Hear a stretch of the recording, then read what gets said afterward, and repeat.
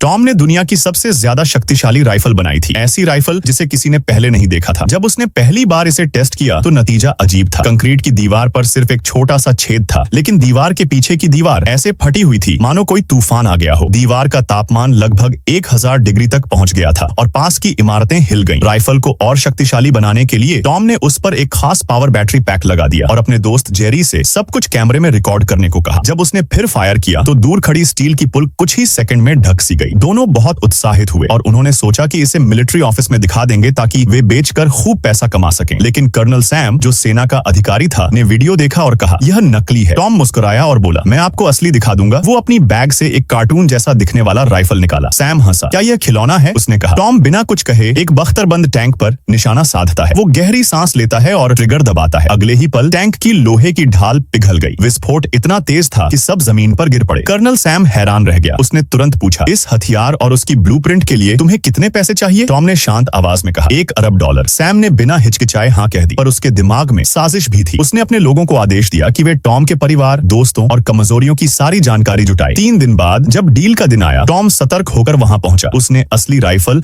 अपने भरोसेमंद साथी जेक को पहले ही दे दी थी। जैसे ही वो वहां पहुंचा, उसे पैसों की जगह बंदूकों और धोखे ने घेर लिया। उसका परिवार भी फंस गया। जबरदस्ती टॉम ने अपनी टीम को बुलाया और हथियार और डेटा सौंपने का आदेश दिया। सैम ने अपना वादा रखा और टॉम वाव उसके परिवार को छोड़ दिया। पर टॉम की बदला लेने की बारी अभी बाकी थी। उसने राइफल में एक ट्रैकर चिप छिपा रखी थी। जैसे ही रात आई, टॉम ने सिग्नल बूस्टर सक्रिय कर दिया और सैम की काफिले की लोकेशन ट्रेस कर ली। फिर उसने अपनी दूसरी पीढ़ी की सुपर राइफल निकाली, जो बाहर से खिलौने जैसी दिखती थी, लेकिन ताकत में पहली राइफल से भी ज्यादा खतरनाक थी। टॉम ने निशाना लगाया और ट्रिगर दबाया। गोलियों ने बख्तरबंद वाहन को कागज की तरह फाड़ दिया। एक के बाद एक विस्फोट हुए। पूरा काफिला आग में गिर गया। कुछ ही सेकंड में सैम, चुराया गया डेटा और हथियार सब राख हो गए। जब पुलिस पहुंची तो वे इंस्पेक्टर मैट बस टॉम की खिलौना जैसी राइफल देखकर दंग रह गए। टॉम अपने परिवार के साथ शांति से धुएं और राख से दूर चला गया। सुबह का इंतजार करता हुआ और अपने अगले मास्टरपीस के उगते सवेरों का इंतजार करता रहा।